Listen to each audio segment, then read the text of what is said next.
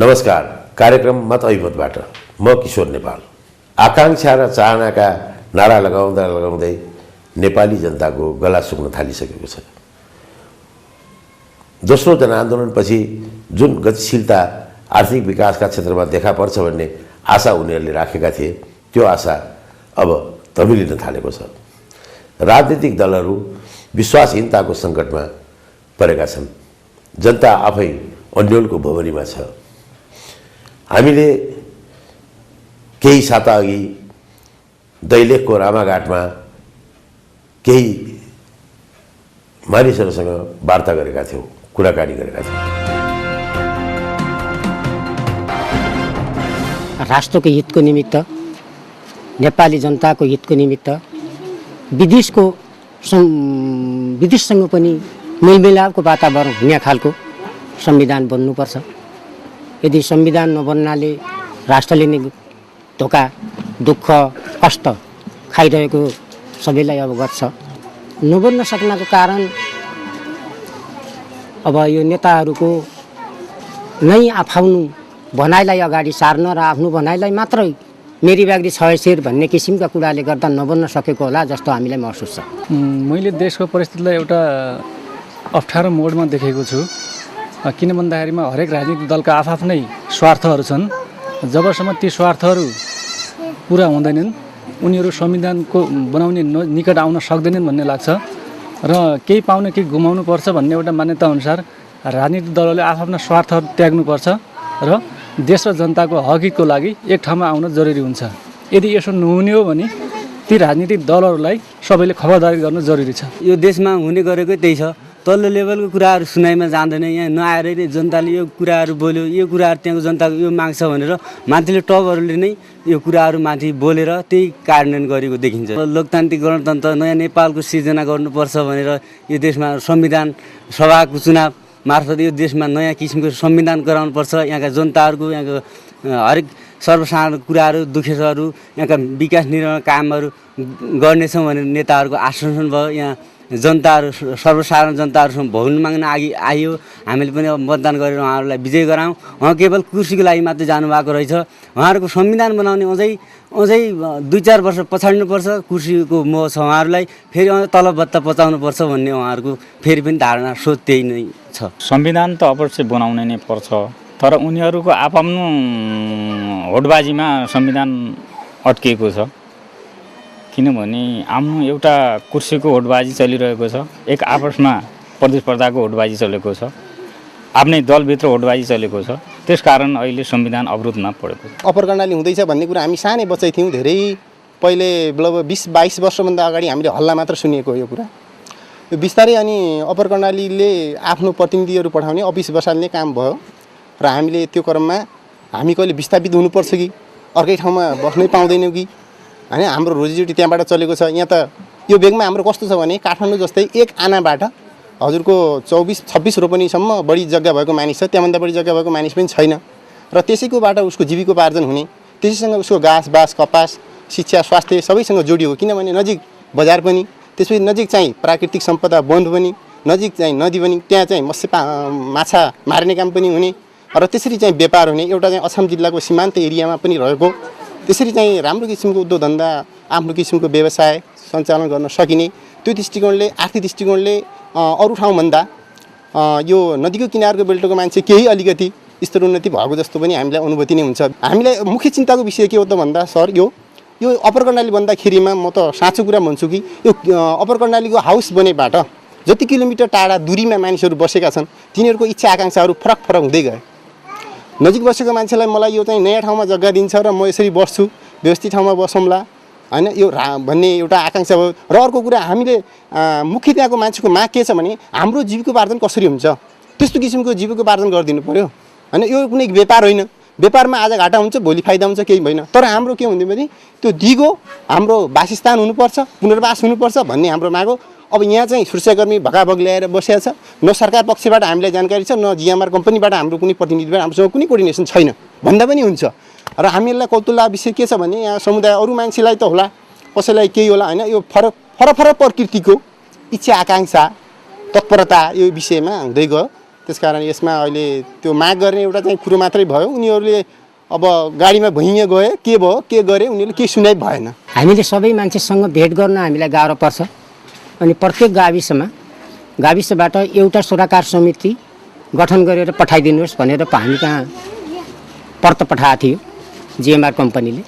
त्यसपछि हाम्रो 7 तला गाविसबाट अनि त्यो समिति गठन गरेर म त्यो समितिको अध्यक्ष हुँ। सरोकार समिति भनेको जिएमआर कम्पनी र स्थानीय दाजुभाइको एउटा भर्याङ, उसँग समन्वय गर्ने, कुरो गर्ने अनि भेटघाट गर्ने, माग अगाडि सार्ने अनि त्यही भर्याङ नै पुल जस्तो हो। हाम्रा केही मागहरू त लिखित हामीले यहाँभन्दा अगाडि कम्पनीसँग दिएका छौँ, तर ती मागहरू कम्पनीले पनि सार्वजनिक गरेको छैन। हाम्रो दिने काम र उसको राख्ने काम मात्र भएको छ। अब केही दिनु बाँकी नै छ। ठिक छ, यो अन्धाराबाट उज्यालामा राष्ट्र नै रहन्छ भने हामीलाई सुविधाको रूपमा भन्ने हो भने त त्यति ठुलो तलपट्टि नदी छ, हाम्रो घरकै आँगननेर राजमार्ग छ, त्यति पौलो माथितिर जङ्गल छ, हामी सुविधा ढङ्गमा छौँ। तर त्यस्तो सुविधा त सकभर राजधानीमा पनि नहोला। पानी नआएपछि मेलुचीको पानी नआएपछि मान्छेले पानी नपाएर पनि मर्नुपर्छ होला। तर हामी त्यही सुविधालाई पनि अनि राष्ट्रको हित हुन्छ भने हामी छोड्न तत्पर छौँ। विकासमा हामी विरोध गर्न पक्षमा छैनौँ, तर हाम्रो पनि हितमा हुनु पर्यो। विकासका विरोधी हामी होइनौँ। विकास हुनु राम्रो हो। विकास गर्ने क्रममा केही दुःखहरू आउँछन्, केही बाधा व्यवधानहरू आउँछन् र त्यसको लागि हामीले हाम्रो कम्पनीसँग र नेपाल सरकारसँग प्रत्यक्ष माग के छ भन्दा हामी प्रभावित क्षेत्रका मान्छेहरू र जनताहरूलाई जिएमआर कम्पनी मार्फत हुने कार्यक्रम अन्तर्गत हामीलाई शिक्षा, स्वास्थ्य, रोजगारीको ग्यारेन्टी गर्नुपर्छ र हाम्रो पुनर्वासको व्यवस्था हुनुपर्छ र हामीलाई उचित जग्गाको मौजा दिनुपर्छ भन्ने हाम्रो माग छ। जब यो आयोजना बन्द गर्ने नियतले यहाँको साइड अफिसमा आगजनी गरियो, जोसुकै तत्त्वबाट त्यो भएको होस्, आगजनी भएको लगत्तै अछामको भैरवस्थान गाविसमा रहेको स्थानीय सरोकार समितिले एउटा मिटिङ गरेर मिडियाहरूले चाहिँ यो आगजनी स्थानीय बासिन्दाहरूले गरेको भन्ने जुन प्रकाशनमा प्रसारणमा जो ल्याए त्यसप्रति खेद प्रकट गर्दै एउटा निर्णय गरेको छ। समग्रमा आयोजनाको विषयमा अथवा विकासको विषयमा हामी विरोधी चाहिँ होइन। स्थानीय जनताको यसमा कुनै संलग्नता छैन। यो राजनीतिक निर्णय हो र राजनीतिक दलहरूले चाहिँ आफ्ना कार्यकर्ताहरूलाई परिचालित गरेर, चाहे जोसुकै राजनीतिक दल होस्, आफ्ना कार्यकर्ताहरूलाई परिचालित गरेर राजनीतिक स्वार्थपूर्तिका निम्ति चाहिँ गरिएको एउटा यो उद्दण्डतापन हो र यसको श्रेय चाहिँ स्थानीय जनताहरूले लिँदैन। यसको जवाबदेही चाहिँ स्थानीय जनताहरू होइन। स्थानीय जनताहरूको यसमा कुनै संलग्नता छैन भनेर एउटा विज्ञप्ति नै हामीले प्रकाशन गरिसकेका छौँ। स्थानीय मान्छेको यो अप्रकणाली हाइडवार बन्यो भने अनि त्यहाँको मान्छेले टुकी र दियालोको बन्तीबाट वञ्चित भएर अब हामी 16 एउटा लाइट बाल्न पाउँछु भन्ने अपेक्षा गरेका थिए र यो जो बिचमा आन्तरिक किचलो, राजनीतिक आफ्नो चाहिँ स्वार्थ, क्षणिक स्वार्थ र राजनीतिक आफ्नो पहुँच निर्माण गर्नको लागि झुटा आरोपहरू तल जनता समक्षमा पुर्याउने र माथि पनि चलखेल गर्नेले अहिले त्यो एउटा चाहिँ अवसरबाट यहाँको स्थानीय जनतालाई अब वञ्चित गराउँछन् कि भन्ने मात्रै हो र जहाँसम्म लाग्छ त्यतिले मात्रै हाम्रो स्थानीय जनता अब हुँदैन र सक्षम छन् र हामी जसरी हुन्छ अप्रकणाली हाइड्रो पावर बन्नुपर्छ र हामीले बाल्न पाउनुपर्छ भन्ने मेरो कुरा बोल्दैछु म। यो राष्ट्रिय हितमा यहाँ छ छैन भन्ने कुराहरू आज आएर यो जो राजनीतिक दलहरूले यहाँ हामीसँग बोलिरहेका छन् त्यो कुराहरू बोल्ने कुरा त्यो माथि सिंहदरबारबाट बोल्नु पऱ्यो। जो कि तत्कालीन प्रधानमन्त्री गिरिजाप्रसाद कोइराला भएको अवस्थामा नेकपा एमाले अनि नेकपा माओवादी लगायत शीर्ष दलहरूले त्यो सौदा गरेका छन्। त्यतिकै राष्ट्रिय हितमा नभए उत्तिर धुवा बोल्ने भन्ने कुराहरू आज हामीसँग त यो राष्ट्रिय हित छ या छ हामीलाई थाहा छैन। हामी यसमा विज्ञ हामी त दलस्रोत विज्ञ पनि हामी होइन गएर त्यो राज्य हितमा छ छैन भन्ने कुरा उहाँ बुझ्नु पर्थ्यो। यहाँको जनताको हितमा हुन्छ भनेर भोटिङ गरेर पनि चाहिँ पठाइयो होइन। अब त्यो पठाइसकेपछि अब नेपाली जनताको हितमा र नहुने अहितमा हुने भन्ने कुराहरू उहाँले नै हो। हामीले उहाँहरूले चाहिँ निर्देशन दिइसके भन्नापछि, निर्णय दिइसके भन्नापछि हितमा र अहितमा भन्ने कुराहरू हामीलाई पछि ज्ञान हुन्छ होला जस्तो लाग्छ। जिएमआर कम्पनीले अप्रकणाली हाइड्रो पावर बनाउनुपर्छ जसरी पनि, त्यसका विरोधी हामी होइनौँ। सुरुमा रामचन्द्र चटोजी आएर पनि बन्नुहुन्न भन्ने बेला त्यसलाई तपाईँ कुरै ननिकाल्नुहोस्, तपाईँबाट सोझै जानुहोस् भन्ने हामी जनता हो। जुन यहाँको केन्द्रको चालबाजीले अथवा केन्द्रको कसैले 2-4 पैसा कमाउने कम्पनीसँग नजिकजनाले त्यो बोले तापनि त्यसको हामी पक्षमा छैनौँ। हामी यहाँ दैलेख जिल्ला भैरवस्थान मतलब 3वटा सुर्खेत दैलेख अछामका जनताहरू जो प्रभावित क्षेत्रका 12वटा गाविसका हामी जनताहरू छौँ। हामी जहिले पनि जियामार अप्पर कर्णालीको हाइड्रो पावरकै पक्षमा बोल्छौँ, उसकै पक्षमा लड्छौँ। विकास भनेको त विकास नै हो नि। जुन एउटा पत्रकारहरूले गलत मेसेज पठाइएको छ यस्तै कारणले पठाइँदो रहेछ। यी पत्रकारप्रति पनि मेरो विरोध छ। त्यो स्थानीयवासी भनेर जुन पत्रकारले गर्यो नि त्यस्तै केसुले गरेको स्थानीयवासी त कोही पनि छैन।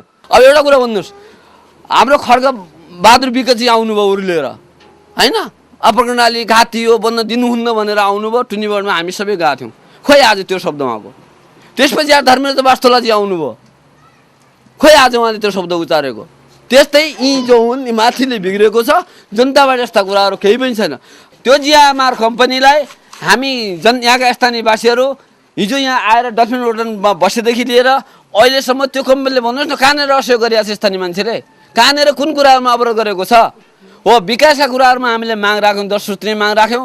10 सूत्रीय मागमा हाम्रा मागको साथसाथै ऊ पनि सर्वे गर्दै गयो र हाम्रा मागहरू पनि पुर्याउँदै गयो। जो कि हाम्रो पुर्खौँबाट नबनेको कर्णाली पुलमा पुल हालिदियो। त्यसमा हामी मात्र नभएर सम्पूर्ण देशवासीहरूले सदुपयोग गर्न पाइरहेछन्। टावरको सम्बन्धमा पनि टावरमा पनि अहिले भनौँ न बनाइदियो एउटा। त्यस्तै गरेर स्वास्थ्य क्षेत्रमा गएर पनि सानोतिनो काममा पनि यस्तो एउटा क्लिनिक खोलिदिएको छ, त्यसमा पनि छौँ। त्यसपछि गएर अहिले हाम्रो शिक्षा क्षेत्रमा गएर पनि हाम्रो धेरै गाविसहरूमा 1-2वटा गाविसहरूमा 8-10वटा एउटा बाल शिक्षा पाइरहेको छ, त्यसमा पनि हामी लाभान्वित छौँ। विकास भन्ने कुरो जति प्रोजेक्ट काम गर्दै जान्छ उस्तो पनि हामी स्थानीयहरूलाई दिने सहयोग मतलब दिइरहेछ। हिंसात्मक द्वन्द्वको प्रमुख बिन्दु मानिएको यो क्षेत्र अहिले निराशामा डुबेको छ। राजनीतिले गतिशीलता लिएन र हाम्रो भविष्य निश्चित भएन, सुनिश्चित भएन भनेर मानिसहरू चिन्तित हुन थालेका छन्। राजनीतिप्रति वास्तवमा भन्यो भने उनीहरू उदास हुन थालेका छन्। कहिलेकाहीँ गाइने विकासको गीतले देशको विकास हुन सक्दैन भन्ने उनीहरूलाई राम्रो थाहा छ। राजनीतिलाई सबै नीतिहरूको मूल नीति मानिन्छ। अन्तर्राष्ट्रिय सम्बन्ध, आर्थिक विकास, शिक्षा, स्वास्थ्य, नागरिकका अनेक पक्षहरूमा राजनीतिले प्रभावित गरिराखेको हुन्छ। राजनीति नसुध्रिएसम्म देश सुध्रिँदैन, कुनै पनि नीति सुध्रिँदैनन् भन्ने एउटा मान्यता स्थापित भइसकेको छ। यो हिसाबले हेर्दा विगत 50-60 वर्षदेखि हाम्रो राजनीति बिग्रिँदै आएको छ। किनभने हामीले आर्थिक विकासका लागि कुनै सुस्थिर नीतिहरूको स्थापना गर्न सकेका छैनौँ, सञ्चालन गर्न सकेका छैनौँ र कार्यान्वयन गर्न सकेका छैनौँ। माओवादीको नेतृत्व पक्षले विकास र गतिशीलतालाई अगाडि बढाउन खोजेको छ भने अर्को पक्षले आफ्ना सपना अनुसारको समाज निर्माण गर्न अर्थात् साम्यवादी समाज निर्माण गर्न चाहेको देखिन्छ। एउटै पार्टीभित्र 2टा नीति समानान्तर रूपले चलिराखेका छन्। यो विसङ्गत अवस्थाले देशलाई कहाँ पुर्याउँछ अहिले कसैले पनि भन्न सक्दैन। यसबारे कान्तिपुर दैनिकका सम्पादक सुधीर शर्माले माओवादी चरित्रको विश्लेषण गर्दै हामीसँग भनेका छन्। सुधीरजी, यो दोस्रो जनआन्दोलनपछिको विकास परिदृश्यलाई तपाईँले कसरी हेर्नुभएको छ?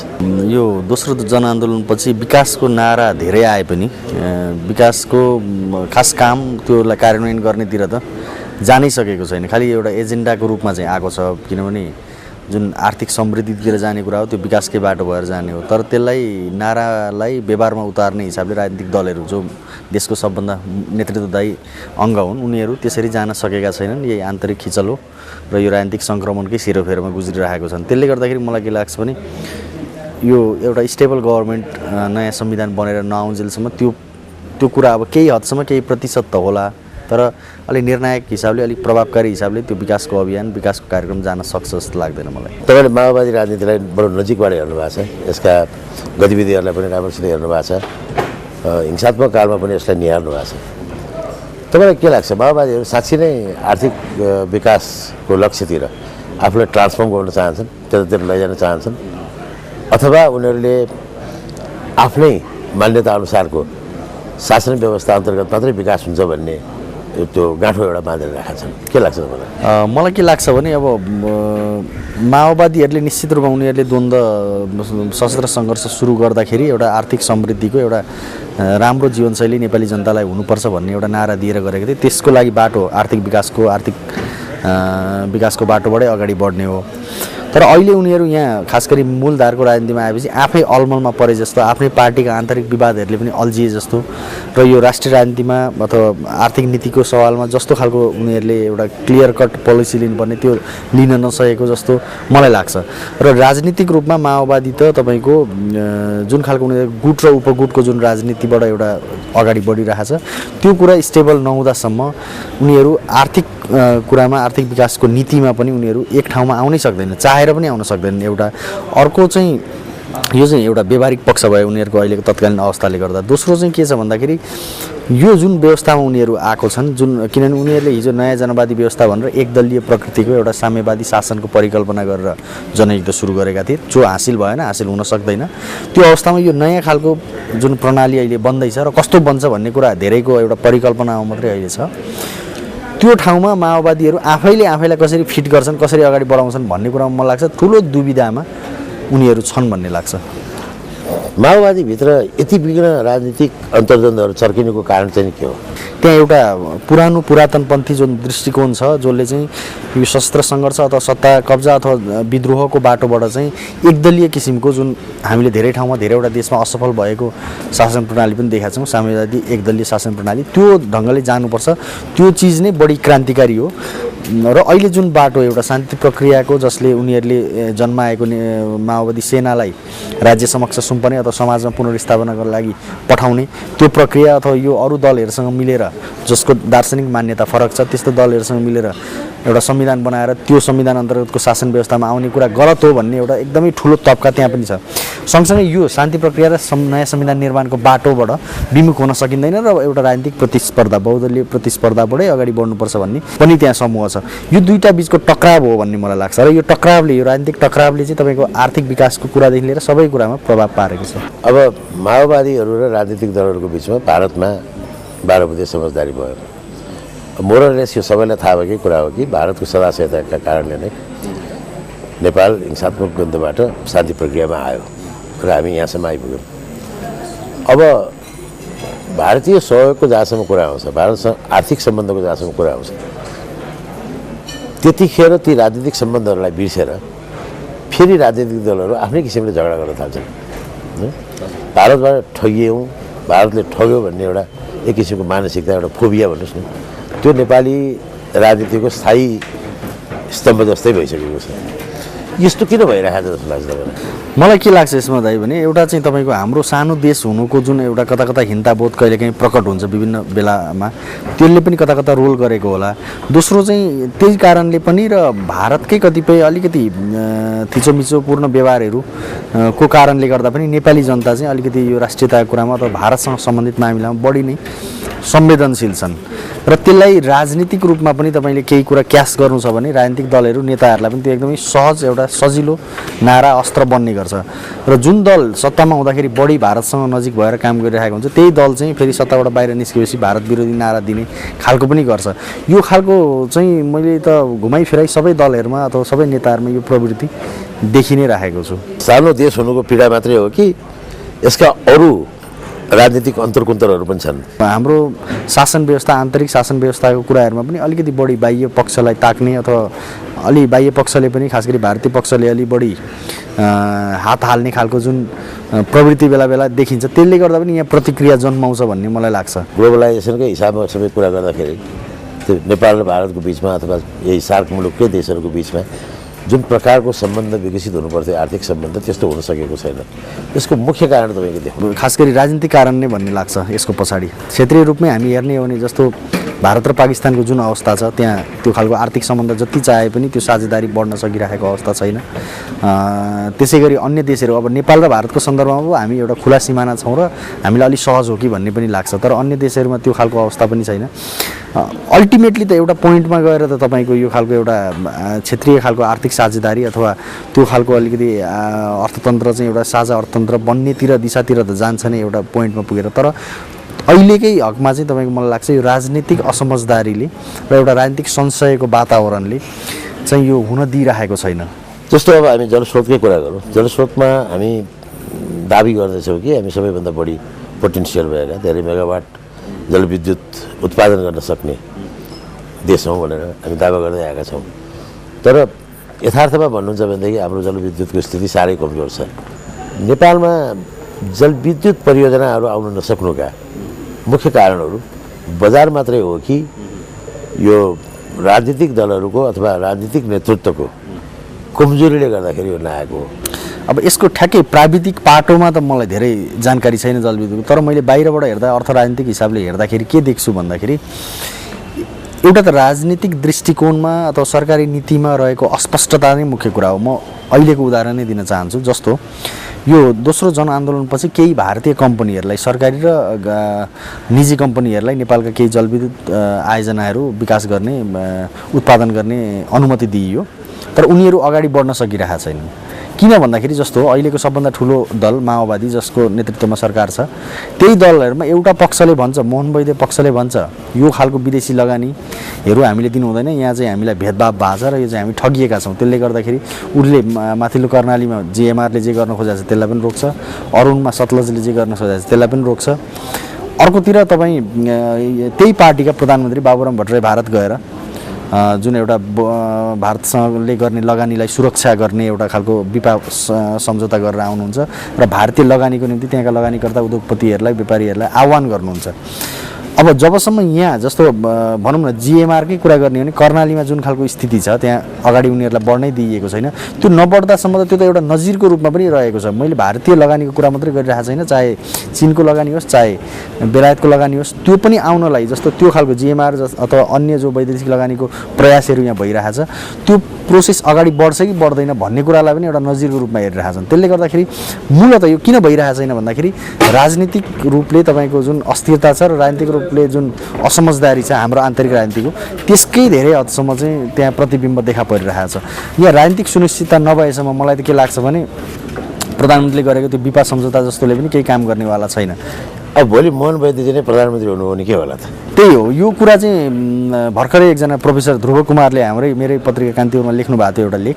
बाबुरामजीको होल उहाँको पिएचडीको थेसिस नै एउटा केमा आधारित थियो भने त्यो चाहिँ राष्ट्रिय अर्थतन्त्र निर्माण गर्ने र बाह्य लगानीलाई अलिकति निरुत्साहित गर्ने र हामी राष्ट्रिय रूपमै अलिकति आत्मनिर्भर बन्ने भन्ने खालकै उहाँको ऊ हो। तर उहाँ प्रधानमन्त्री हुने बित्तिकै तपाईँको के हो भने बाह्य लगानीमा चाहिँ लाई प्रमुखता दिएर त्यो लगानी ल्याउनु पर्ने कुरामा चाहिँ एकदमै अरू सबै प्रधानमन्त्रीभन्दा एक स्टेप अगाडि जानुभयो। अब यसले पनि कता कता के देखाउँछ भने अब एउटा उहाँले वस्तुगत धरातल बुझेर हो कि अथवा सत्तामा बुझेपछि त्यो एउटा आत्मज्ञान थाहा हुने भएर हो कि सायद मोहन वैद्यको हकमा पनि भोलि त्यस्तै होला। यो माओवादीले राज्य पुनर्संरचनाको नारालाई एकदमै चर्को स्वरूपमा उठाउँदै आएको होइन, उनीहरूको एउटा मुख्य नारा नै राज्यको पुनर्संरचना। तर अहिले आएर माओवादीहरू राज्य पुनर्संरचनाको त्यो एजेन्डाबाट पछि हट्न लागेको अनुभव गरिँदैछ। तपाईँलाई त्यसो लाग्यो हो? मलाई पनि कता कता त्यो लाग्छ। र फेरि के हुँदो रहेछ भने माओवादी एउटा विद्रोहको सशस्त्र आन्दोलनको पृष्ठभूमिबाट आएको पार्टी भएको कारणले त्यति बेला उसले त्यो आन्दोलन उसको सबै ध्येय नै त्यो सशस्त्र जुन द्वन्द्व थियो जनयुद्ध थियो त्यसलाई कसरी अगाडि बढाउन सकिन्छ, कसरी अलिकति उत्कर्षमा पुर्याउन सकिन्छ भन्ने ध्येय हुँदाखेरि उसले जातीय क्षेत्रीय खालको नाराहरू धेरै दिएको थियो, आकर्षक प्रलोभनहरू यो खालको सङ्घीयता हुन्छ भन्ने पनि दिएको थियो, जसले गर्दा त्यो जाति विशेष क्षेत्र विशेषको मान्छेहरू पनि उनीहरूको आन्दोलनमा समाहित भएका थिए। तर अब अहिले राज्य नै सञ्चालन गर्नुपर्दा त्यसको नेतृत्व लिनुपर्दाखेरिका व्यावहारिक कठिनाइ र दूरगामी असरहरूमा पनि सायद माओवादीका नेताहरूले केही ध्यान पुर्याएर होला यो सङ्घीय संरचनामा जाँदाखेरि राज्यको पुनर्संरचना गर्दाखेरि अलिकति ठन्डा दिमागले बरु केही समय लिएर हतार नगरी रातारात जो हाम्रो धेरैवटा सम्झौता राति हुन्छन् त्यस्तो रातारात निर्णय कम्तीमा सङ्घीयतामा चाहिँ नगरौँ भनेर बुझ्न थालेको, त्यो महसुस गर्न थालेको जस्तो देखिन्छ। यसलाई मैले चाहिँ सकारात्मक रूपमै लिएको छु। यो किनभने यसले हामीलाई हाम्रो देशको एउटा दूरगामी असर पार्ने एउटा राज्यको पुनर्संरचना गर्ने विषय रातारात र हचुवाको भरमा लिनु हुँदैन। यसलाई चाहिँ सबै पक्ष प्रोज कन्स सबै हेरेर अगाडि बढ्नुपर्छ भन्ने लाग्छ। जनयुद्धको बेलामा प्रचण्डजी निकै शक्तिशाली देखिनुभयो। उहाँले त्यत्रो ठुलो पार्टीलाई एकताबद्ध तुल्याउनु भयो पुरै 10-12 वर्षसम्म। युद्धको नेतृत्व गर्नुभयो उहाँले। खुला समाजमा आउने बित्तिकै उहाँको नेतृत्वका गुणहरू नचुके पनि उहाँ आफै एउटा चाहिँ नि आलोचनाको भुमरीमा पर्नु। कुनै पनि पक्षको नेता, माओवादीभित्रका कुनै पनि पक्ष, कुनै पनि गुणको नेताले उहाँलाई नै चाहिँ एउटा लक्ष्य बनाएर आलोचना गरेर प्रवृत्ति देखा पर्यो।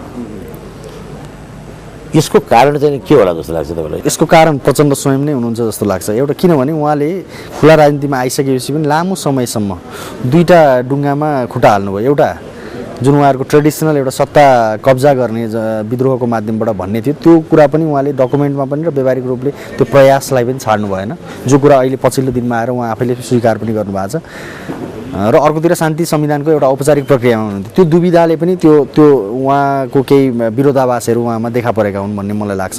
यद्यपि जब उहाँहरूले शान्ति र संविधानको कुरालाई नै मूल एजेन्डा बनाएर अब यही हो बाटो भनेर प्रचण्ड आउनुभयो, उहाँ आफैमा एउटा चाहिँ कन्फिडेन्ट र अब चाहिँ यही हो मेरो बाटो भनेर एउटा कन्फिडेन्ट भएर पार्टीमा जतिसुकै प्रतिकूलता भए पनि उहाँ चाहिँ अलिकति उहाँको आत्मविश्वास चाहिँ बढेको देखिन्छ एउटा।